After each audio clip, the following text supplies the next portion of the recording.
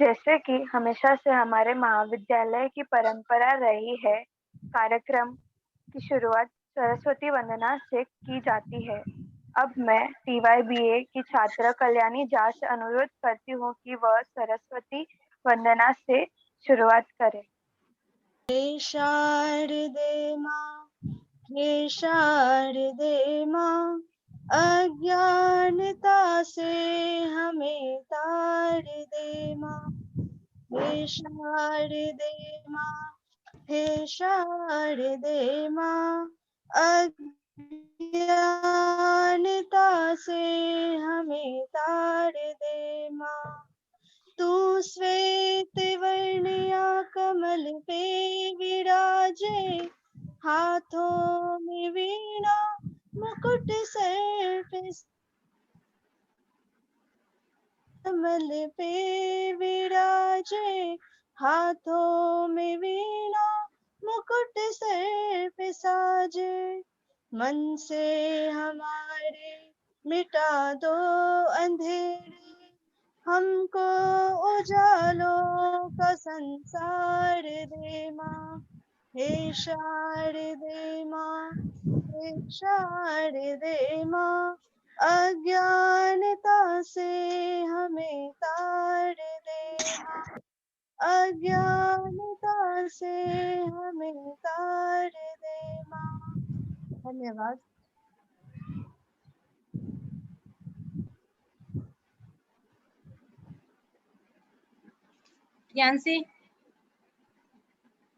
प्रियांशी बेटा, आवाज जा रही है मेरी? धन्यवाद कल्याणी झा। अब मैं डॉक्टर उर्मिला मैम से अनुरोध करती हूँ कि हमारे कार्यक्रम में पधारे अतिथि वक्ता डॉक्टर सुनीता महेंद्र साखरे जी का परिचय दें। धन्यवाद प्रियांशी। सम्मानित मुख्य अतिथि डॉक्टर सुनीता साखरे मैडम, शिक्षकगण एवं मेरे प्रिय विद्यार्थियों, आज 14 अप्रैल का दिन डॉक्टर बाबा साहब अम्बेडकर के जन्मदिन के रूप में पूरी दुनिया में मनाया जा रहा है। आज का दिन समानता दिवस के रूप में भी मनाया जाता है। डॉक्टर अंबेडकर ने कहा था, जब तक आप सामाजिक स्वतंत्रता प्राप्त नहीं करते हैं, तब तक कानून द्वारा आपको जो भी स्वतंत्रता प्रदान की जाती है, उसका आपके लिए कोई लाभ नहीं है। आज हमारे बीच अतिथि वक्ता के रूप में डॉक्टर प्रोफेसर सुनीता साखरे जी उपस्थित हैं। आप डॉक्टर भीमराव अंबेडकर के जीवन संघर्ष और उनके योगदान की विस्तृत चर्चा आपके समक्ष करेंगी। मैं डॉक्टर सुनीता साखरे मैडम का संक्षिप्त परिचय आपको देना चाहूंगी। मैडम एसएनडीटी वुमेन्स यूनिवर्सिटी में प्रोफेसर एवं हेड ऑफ डिपार्टमेंट हिंदी के रूप में कार्यरत हैं। मैडम 28 साल से शिक्षण कार्य से जुड़ी हैं। आपका रिसर्च अनुभव 25 साल से अधिक का रहा है। आपके निर्देशन में 8 शोधार्थियों ने पीएचडी की डिग्री प्राप्त की एवं 22 विद्यार्थियों ने एमफिल की डिग्री प्राप्त की है। मैडम के 4 बुक पब्लिश हो चुके हैं। नेशनल जर्नल में 15 रिसर्च पेपर पब्लिश हुए हैं। साथ ही बुक फॉर्म में 6 रिसर्च पेपर पब्लिश हुए हैं। मैडम लगभग 35 नेशनल और इंटरनेशनल कॉन्फ्रेंस में पेपर प्रेजेंट कर चुकी हैं। मैडम का एरिया ऑफ इंटरेस्ट दलित लेखन, महिला लेखन, modern fiction, media, modern Hindi कविता, एडवर्टाइजमेंट आदि विषयों का रहा है। और मैडम को अनेक अवार्ड सम्मानों से भी सम्मानित किया जा चुका है। यूजीसी रिसर्च अवार्ड 2004 में, बेस्ट टीचर अवार्ड बाय निर्बल साहित्य समिति द्वारा मैडम को 2010 में प्रदान किया गया। लोक साहित्य अवार्ड जो कि लोक साहित्य जन दृष्टि संस्था ने सम्मानित किया मैडम को 2008 में। मैडम का सीवी जो है बहुत समृद्ध है, बहुत ही शॉर्ट में मैडम ने अपना दिया है और मैंने उससे भी शॉर्ट करके आपको बताया भी है। और मैडम जो है वो काफी अनुभवी हैं और मैं चाहती हूँ कि आप सभी बहुत ही ध्यान से सुने। आज मैडम जो जिस विषय पर हम बात करने के लिए हमने आमंत्रित किया है, BR अम्बेडकर जीवन संघर्ष और योगदान। मैडम आप से निवेदन करती हूँ कि आप आएं और प्रकाश डालें। उसके पहले मैं अनिकेत आपसे निवेदन करती हूँ कि मैडम का आभासी दुनिया के माध्यम से ही पुष्प गुच्छ देकर स्वागत करें। स्वीकार करें मैडम हमारा प्यार। धन्यवाद, धन्यवाद उर्मिला जी। मैडम जी धन्यवाद उर्मिला जी।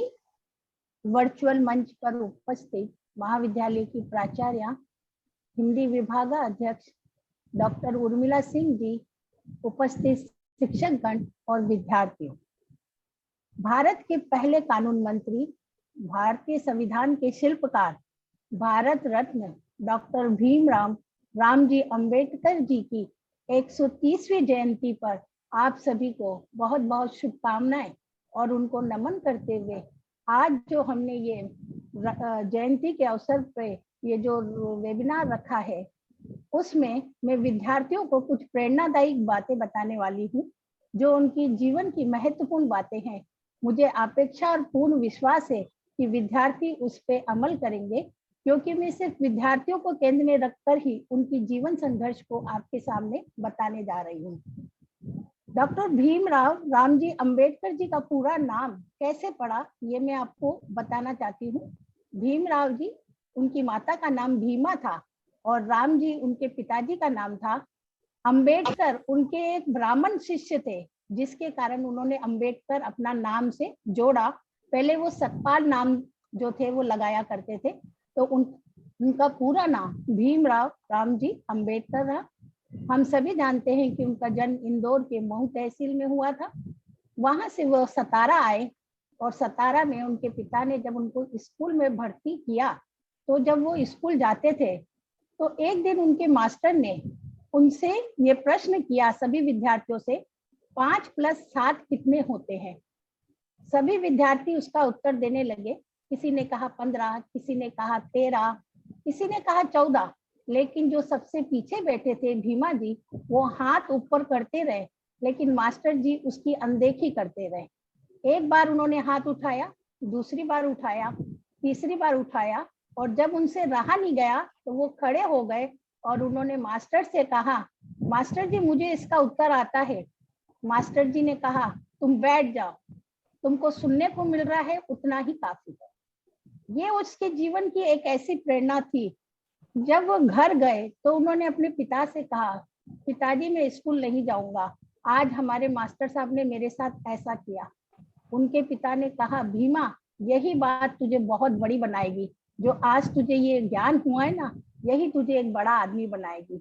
उसके बाद वो स्कूल जाने लगे। स्कूल में भी स्थितियां ऐसी थी कि अछूतों को जो था वो पानी पीने का अधिकार तक नहीं था। एक चपरासी आता था, वो उनको ऊपर से पानी पिलाता था और उंगलियां रखकर उनको पानी पीना पड़ता था। जिस दिन चपरासी की छुट्टी होती थी, उस दिन किसी को पानी भी नहीं मिलता था। ये सारी जो स्थितियां थी, वो भीमराव अंबेडकर को बहुत ही सशक्त बना रही थी। इन सारी स्थितियों से, क्योंकि उनका निज का लगाव था, इसलिए वो अपनी संपूर्ण जाति के लिए जो थे वो प्रेरणाबद्ध हुए और उन्होंने ये सोचा कि मुझे इससे मुक्ति चाहिए। ये बात मैं अपने तरफ से नहीं कह रही, उन्होंने जो ऑटोमोग्राफी लिखी है अपनी आत्मकथा, उसमें इसका उल्लेख उन्होंने किया है। उन्होंने अपनी एक आत्मकथा भी लिखी थी, मी कसा झाला, और उसमें ये सारी चीजों का चित्रण जो है उन्होंने किया। उनके पिता बाद में बम्बई आ गए और बम्बई आने के बाद हाई स्कूल एल्फिंस्टन कॉलेज में उन्होंने एडमिशन लिया। वहां पे वे जब जाते थे तो अपने बड़े भाई जो 40 वर्ष के थे, उनका जो था वो कुर्ता पहन के जाते थे और वो उनके टांगों के नीचे तक होता था, पैर में चप्पल नहीं थी। पिता का फटा कोट पहनकर वो जाते थे। लेकिन ऐसी गरीबी की स्थिति में भी, विषम परिस्थिति में भी, वे शिक्षा के प्रति बहुत ही प्रतिबद्ध थे। आज का विद्यार्थी अगर ये कहता है कि मैं गरीब हूँ, मैं शिक्षा ग्रहण नहीं कर सकता हूँ, तो उन्हें अंबेडकर जी से ये प्रेरणा लेनी चाहिए कि शिक्षा के लिए गरीबी ही सबसे बड़ी चीज नहीं होती है। इंसान में दृढ़ संकल्प शक्ति हो तो वो शिक्षा प्राप्त कर सकता है। उसके बाद भीमराव अंबेडकर अपना अध्ययन जो था वो 18 से 21 घंटे किया करते थे, बहुत ही अभ्यास करते थे। और उस जमाने में आप कल्पना कीजिए, आज तो हम कहते हैं कि 18 घंटे काम कर रहे हैं, 24 घंटे काम कर रहे हैं, माननीय पंत प्रधान जी भी हमें कहते हैं। लेकिन उस जमाने में 18 से 21 घंटे तक निरंतर अभ्यास करना बहुत बड़ी बात थी।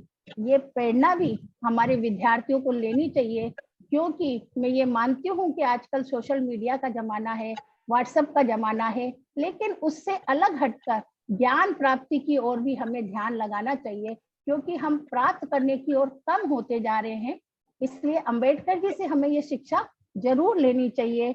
1938 में पूना में उन्होंने विद्यार्थी सम्मेलन को भी संबोधित करते हुए कहा था कि अगर आपको आत्मविश्वासी होना है तो आपको निरंतर अभ्यास करना चाहिए, और निरंतर अभ्यास से ही आप में आत्मविश्वास पैदा होता है।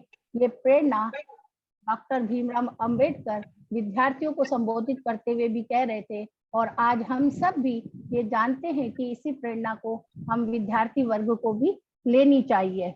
उन्होंने ये भी कहा कि विद्यार्थियों को सीलवान होना चाहिए। सीलवान जब वो रहेंगे तभी वो फरेब नहीं कर सकते, झूठ नहीं बोल सकते। तो उनके जीवन के ऐसे बहुत सारे घटना प्रसंग हैं जिनके ऊपर अमल किया जाना चाहिए, जिनसे हमें प्रेरणा लेनी चाहिए, और एक अच्छे सामाजिक आंदोलन की तरह भागीदारी हमें निभानी चाहिए और हमें शिक्षा ग्रहण करनी चाहिए। उन्होंने हमारे युवाओं को 3 बड़े महामंत्र दिए। उन्होंने कहा, शिक्षा, संगठित व्हा आणि संघर्ष करा। शिक्षित हो, संगठित हो और संघर्ष करो। शिक्षित हो, शिक्षा अगर आप सीखोगे तो कोई आपको मूर्ख नहीं बना सकता। कोई आपको ये नहीं कह सकता कि आपकी गरीबी का कारण भाग्य है, पुनर्जन्म है, तुमने बुरे कर्म किए हैं इसलिए तुम गरीब हो। जब आप शिक्षित होते हैं तो आप में एक समझ पैदा होती है। शिक्षा का अर्थ डिग्री से नहीं, एक समझ से है। जब समझ पैदा होती है तो आप दुनिया को समझने लगते हो, तर्क करने लगते हो, एक वैज्ञानिक सोच जो है आपके अंदर निर्माण करती है। इसलिए उन्होंने शिक्षा को सबसे ज्यादा महत्व दिया। शिक्षित होगे तो अंधविश्वास जो है उसको आप नहीं मानोगे, और आपको समझ में आएगा कि ये जो सारी चीजें बनाई गई है इसके विरुद्ध अभियान कैसे छेड़ा जा सकता है। शिक्षा मनुष्य को ज्ञानवान बनाती है।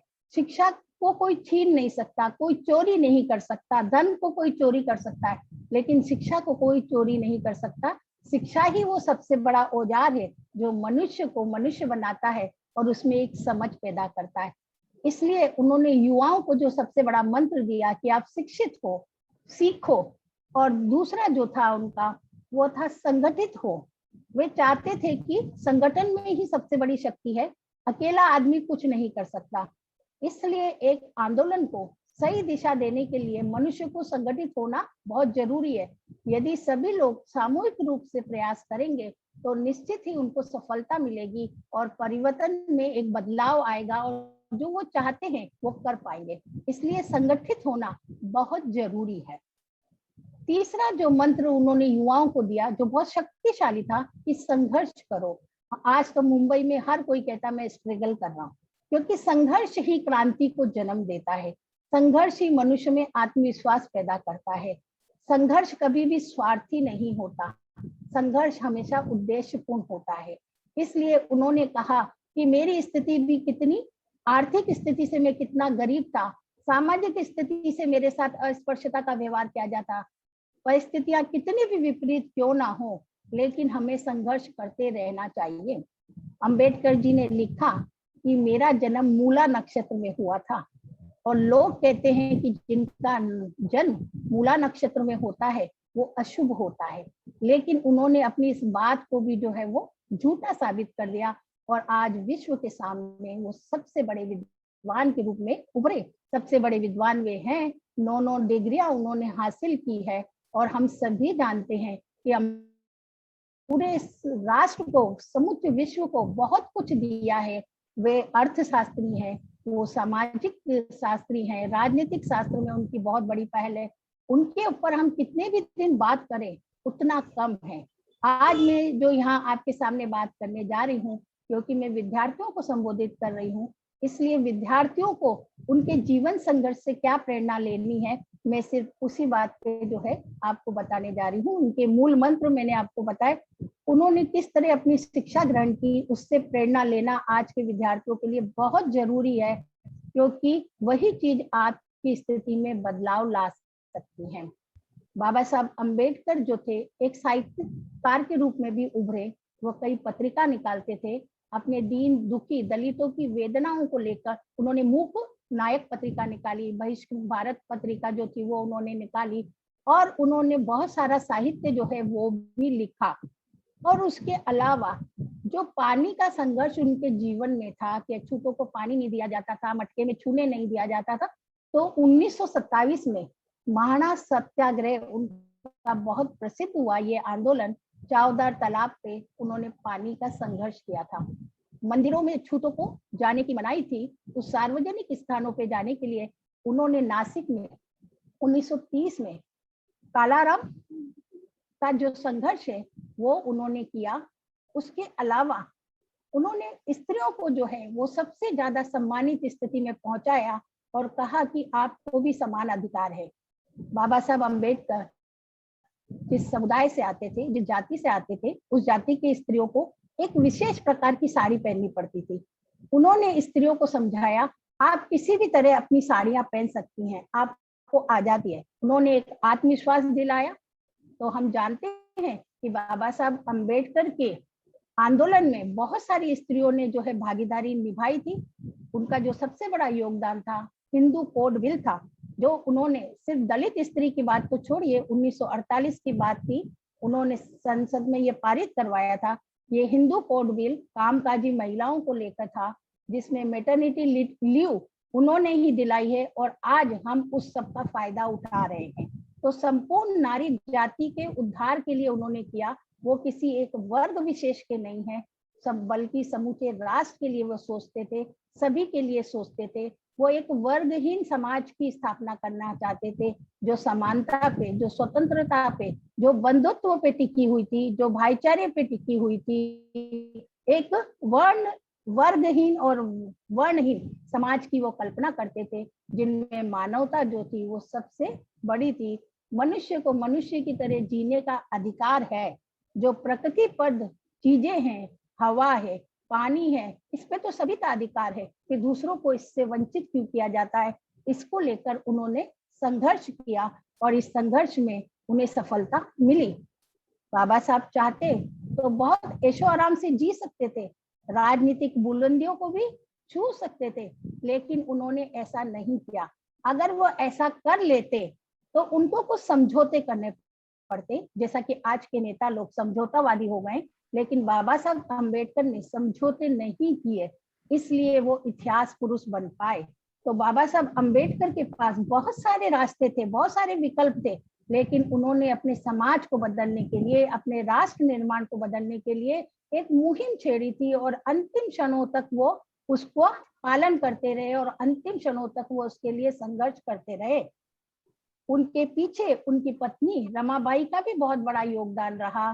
भीमराव अंबेडकर कोलंबिया विश्वविद्यालय गए, तब भी उनके पास पैसे की तो कमी थी, लेकिन रमाबाई ने कहा कि आप मेरी चिंता छोड़ दीजिए और आप जाइए, क्योंकि आप अपने घर के लिए नहीं, आप पूरे समाज के लिए, पूरे राष्ट्र के लिए लड़ रहे हैं। मेरी स्थिति जैसी है मैं उससे निपट लूंगी। उनके जाने के बाद उनके बच्चों का भी देहांत हो जाता है, लेकिन भीमराव अंबेडकर ने जो बीड़ा उठाया था समाज को बदलने का, वो सामाजिक परिवर्तन लाने के लिए उनका बहुत बड़ा योगदान रहा। इसलिए उनको जो है दलितों का मसीहा कहा जाता है। उन्होंने उन सब की स्थितियों में सुधार लाने के लिए बहुत बड़ा कार्य किया है। इसलिए आज अंबेडकर जयंती पर हमने जो आज विद्यार्थियों के सामने बातें रखी है, मुझे ऐसा लगता है कि आपको उनसे प्रेरणा लेनी चाहिए।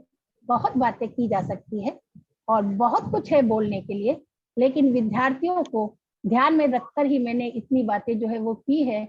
हमें उनके साहित्य इतना विपुल मात्रा में भरा हुआ है कि उनको पढ़ना चाहिए, उनकी आत्मकथा पढ़नी चाहिए, उनकी जीवनियां हमें पढ़नी चाहिए, कि इतनी सारी बातें भरी पड़ी है। क्योंकि आज जो है हम किताबों से दूर होते चले जा रहे हैं, हमें किताबों का ज्ञान होना बहुत जरूरी है। इसलिए किताबें रखिए, सीखिए, शिक्षित होइए, वही आप में समझ जो है वो पैदा करेगी। तो आज 30वीं जयंती पर, 130वीं जयंती पे हम बाबा साहब अम्बेडकर जी को नमन करते हैं और उन्हें याद करते हैं। धन्यवाद उर्मिला जी। हमारे विद्यार्थियों के मन में कुछ सवाल जरूर उठे होंगे। अगर आप कुछ प्रश्न पूछना चाहते हैं तो आपके सवालों का स्वागत है।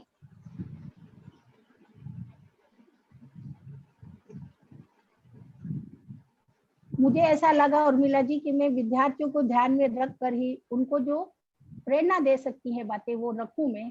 बहुत सारी बातें हैं, बहुत सारे उनके घटनाक्रम है, बहुत सारी रोचकता है उनकी चीजों में, जिसे छात्रों तक पहुंचाया जाना चाहिए और उन्हें पढ़ना चाहिए।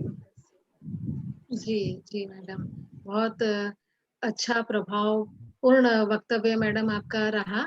और मैं विद्यार्थियों से अनुरोध करती हूँ कि आज के दिन इस अवसर पर अगर आप में से कोई अपना मंतव्य प्रकट करना चाहता है तो आपका स्वागत है।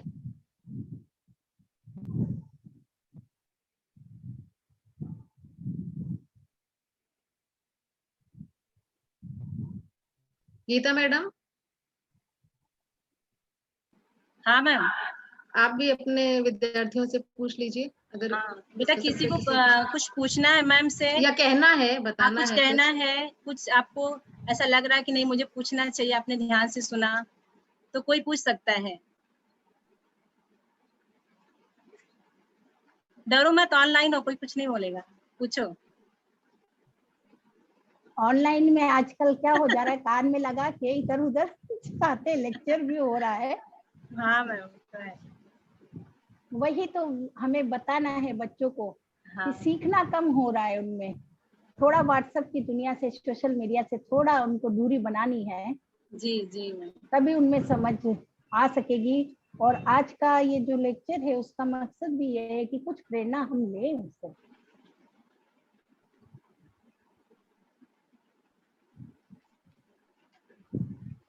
ही सही, कुछ सुनकर ही सही प्रेरणा लें। जैसा आपने कहा, किताबी दुनिया से दूर होते जा रहे हैं, तो कम जी,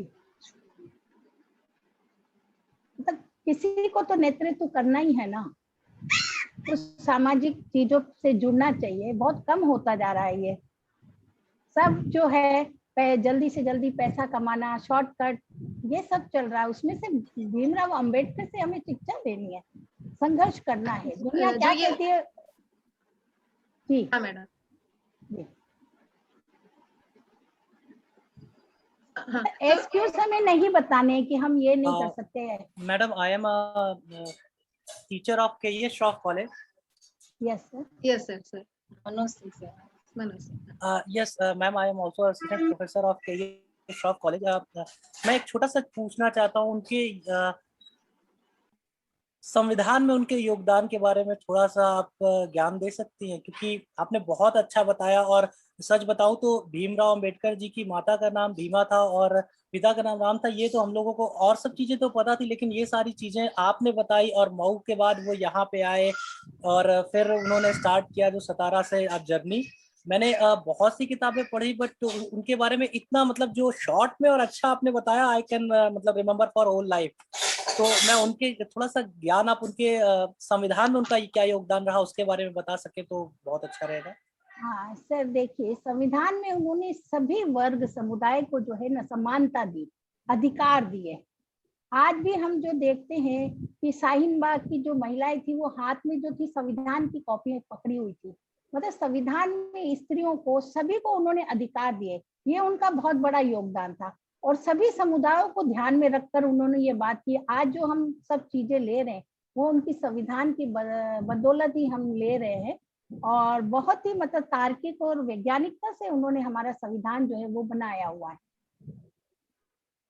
मैं इतना ही आपको बता सकती हूँ, क्योंकि राजनीतिक विज्ञान की मैं अध्यापिका नहीं हूँ, लेकिन उन्होंने जो हमें अधिकार दिए हैं, आज जब मैं कहती हूँ कि हिंदू कोड बिल है, ये भी उन्हीं की एक देन थी। आज हम जो स्वतंत्रता से बात कर रहे हैं कि हमको आंदोलन में भागीदारी लेनी है, किसान आंदोलन है, ये स्वतंत्रता किसने दी?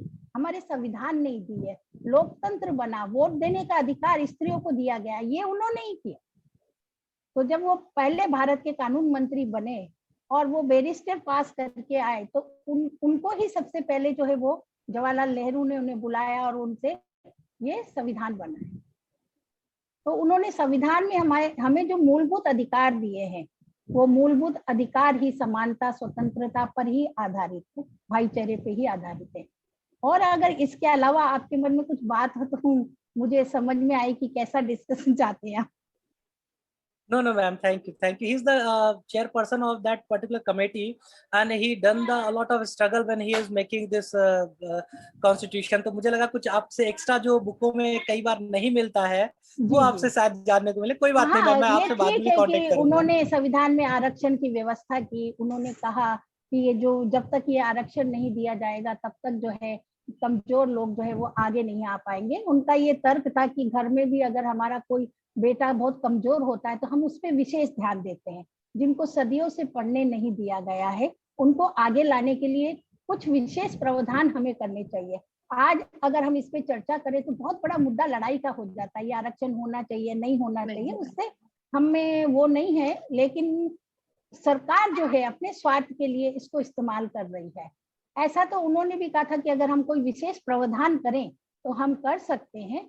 लेकिन एक बात उन्होंने बहुत अच्छी कही थी कि गरीबी हमको नहीं सताती है, सामाजिक गैर बराबरी हमको बहुत सताती है।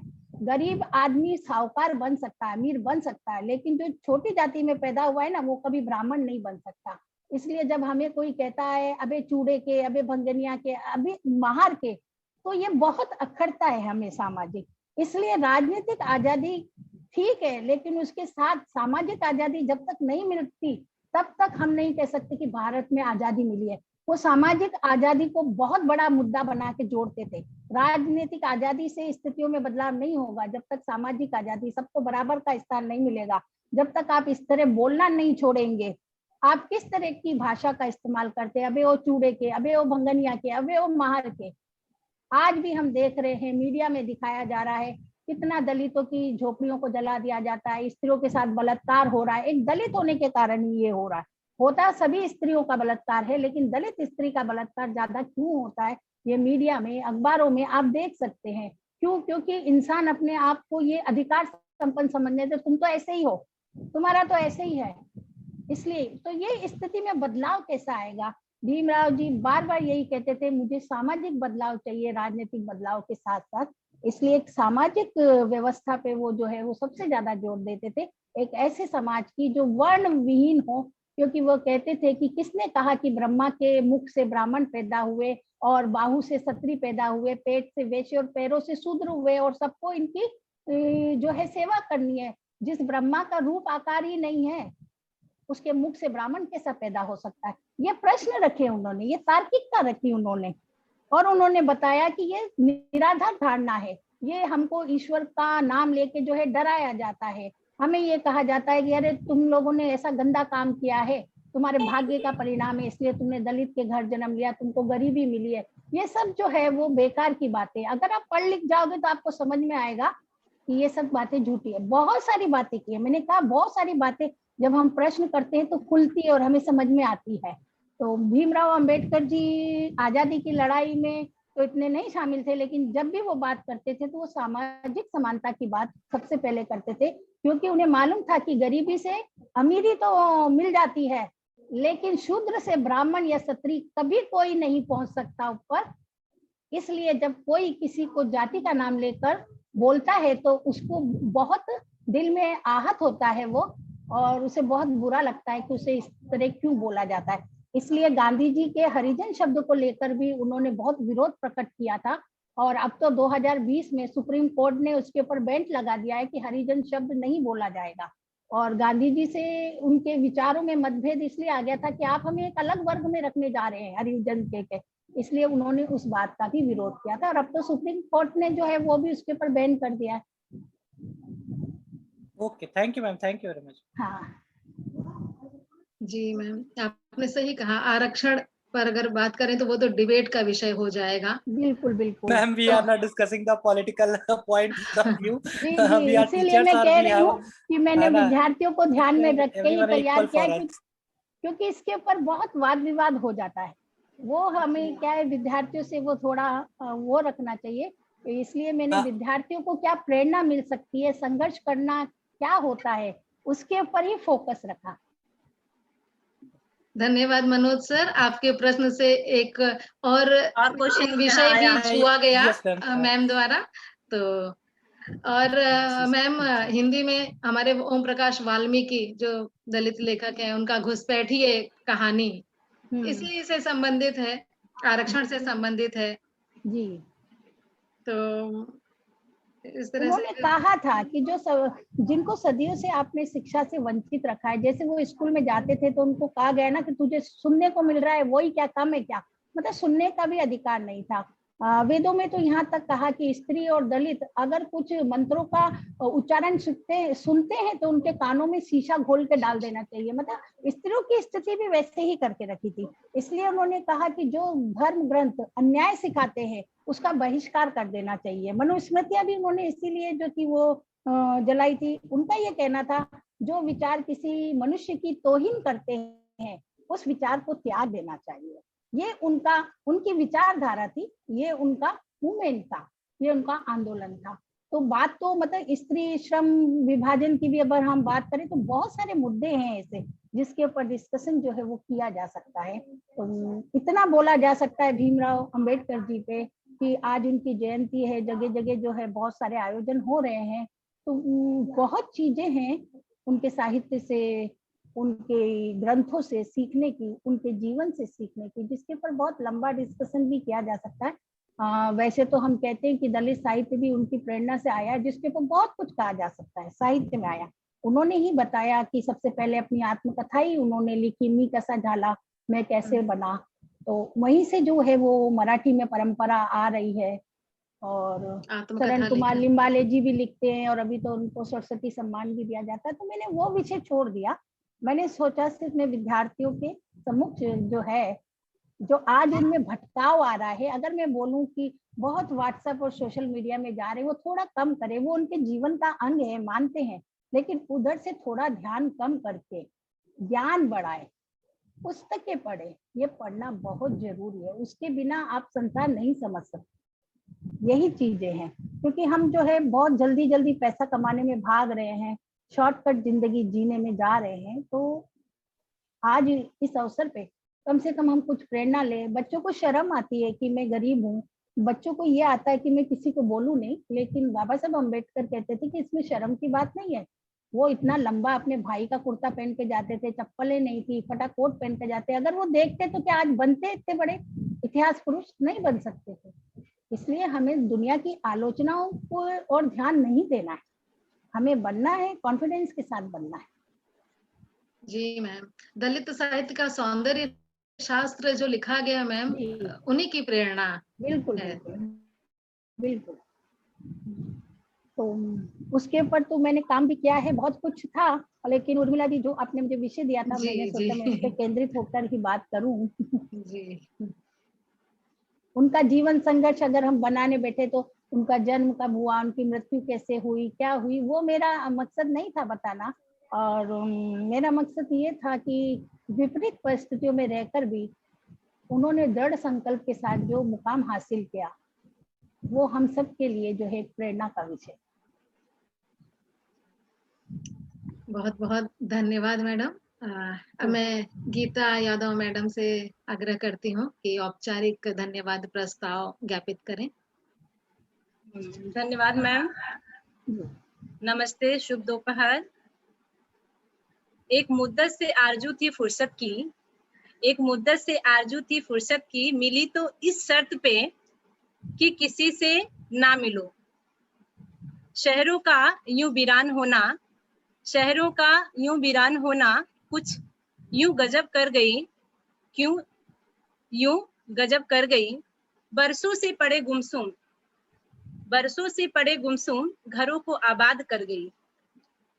ये कैसा समय आया कि, ये कैसा समय आया कि दूरियां ही दवा बन गई।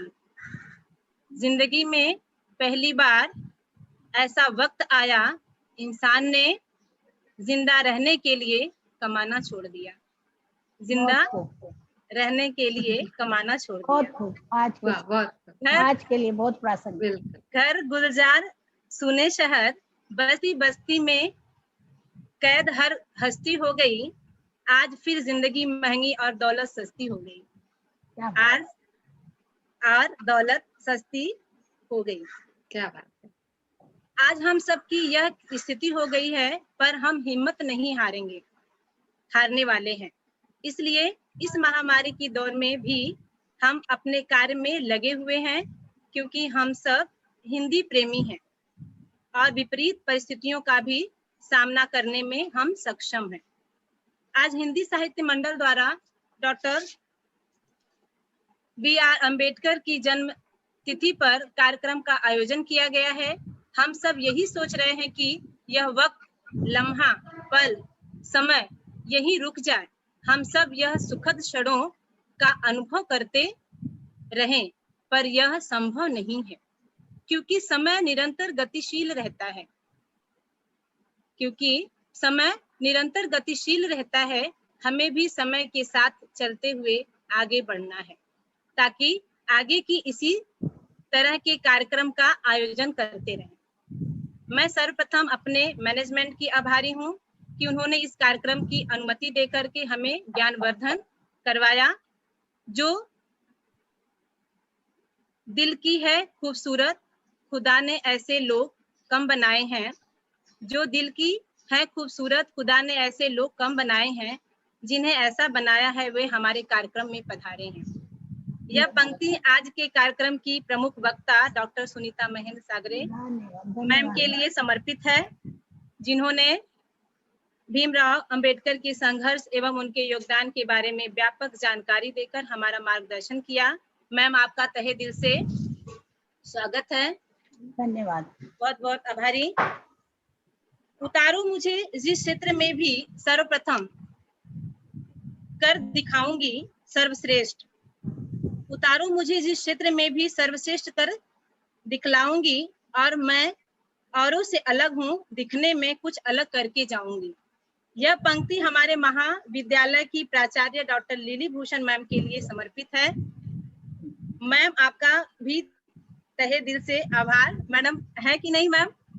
नहीं है मैम, नहीं है, उन तक पहुंच जाएगा। उन तक पहुंच जाएगा। हाँ, उन तक पहुंच जाएगा आपका आभार। क्योंकि आपके ही कारण हमें इस तरह का कार्यक्रम करने का शुभ अवसर प्राप्त होता है, जिससे हम सभी का ज्ञानवर्धन होता है। धन्यवाद मैम। मैं हिंदी विभाग अध्यक्ष डॉक्टर उर्मिला सिंह मैम की आभारी हूँ, जिन्होंने इस तरह के कार्यक्रम का आयोजन किया, जिसे शिक्षकों, विद्यार्थियों का डॉक्टर भीमराव अंबेडकर के जीवन संघर्ष के समाज में उनका योगदान के संदर्भ में व्यापक ज्ञान प्राप्त हुआ। मैम, आपका भी तहे दिल से आभार। मैं सभी शिक्षक हिंदी विभाग की तरफ से, इस महाविद्यालय की तरफ से और हमारे प्रत्यक्ष अप्रत्यक्ष रूप से जो भी सहयोगी हैं हमारे कार्यक्रम को सफल बनाया, मैं आप सभी विद्यार्थियों की आभारी हूँ। सभी पुष्पा मैडम, ज्योति मैडम, दत्तू सर, जितने भी टीचर्स हैं, शिक्षकगण हैं, सबका तहे दिल से आभार प्रकट करती हूँ। और हमारे कार्यक्रम को सफल बनाने के लिए आप लोगों का बहुत बड़ा योगदान रहा है हमेशा से और आज भी है। बहुत बहुत धन्यवाद मैम। धन्यवाद गीता मैडम, वो इतने सुंदर धन्यवाद ज्ञापन के लिए। और आपने बिल्कुल सही कहा सुनीता साखरे मैडम के बारे में। हम तो काफी सालों से मैडम के साथ जुड़े हैं, दिल की बहुत खूबसूरत हैं।